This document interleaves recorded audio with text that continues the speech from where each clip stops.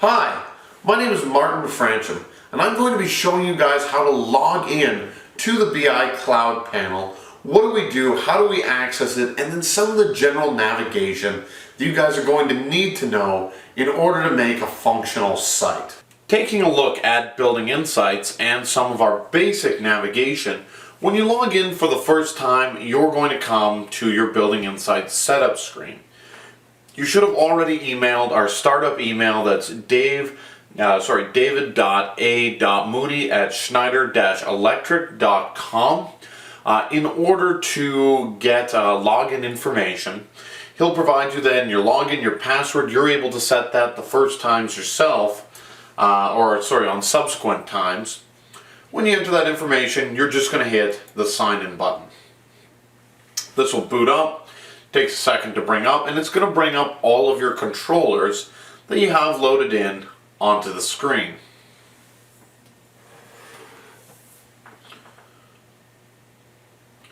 And here are all of my controllers that we have. Some of these are controllers I'm a part of, and then some of them are controllers that I own myself. And so looking across, you can see what the controller name is, who is the owner, and then our buttons over on the far right side, which give you some expanded options. So, looking at it, David A. Moody is the account administrator for most of the sites that I'm participating in. However, you can see when we click on any of these sites, if you were the account administrator, you would be able to set the name and description of what you wanted your test kit to be named.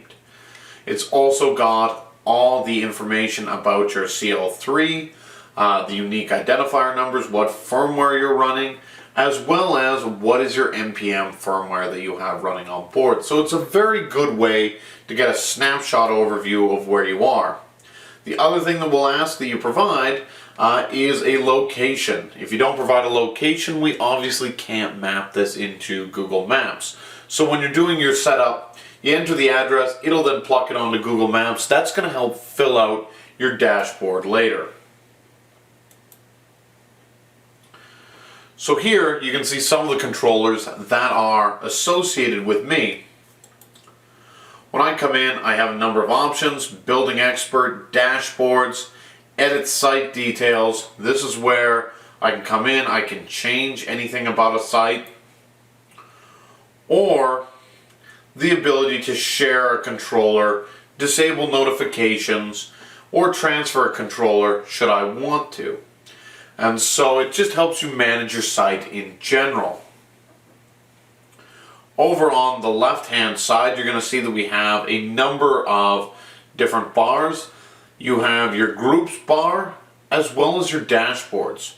We're going to jump right over to the dashboards. Takes a second to boot up, and we're going to find a dashboard here that comes in. In our case, it's the multi-site basic dashboard.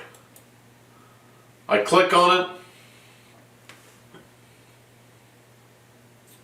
and what we're going to see is all of our sites pinned out on Google Earth. So once my pins have come up and on board, I'm able to see the red pins or any of my sites that may have an issue that's happening with them. The green pins are any of the sites that are functioning well.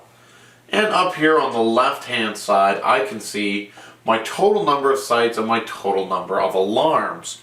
What's really cool about this is I may see that there's an issue or an event happening on a site. However, if I'm not tagged to be notified of those events, it does not come up in my alarm panel.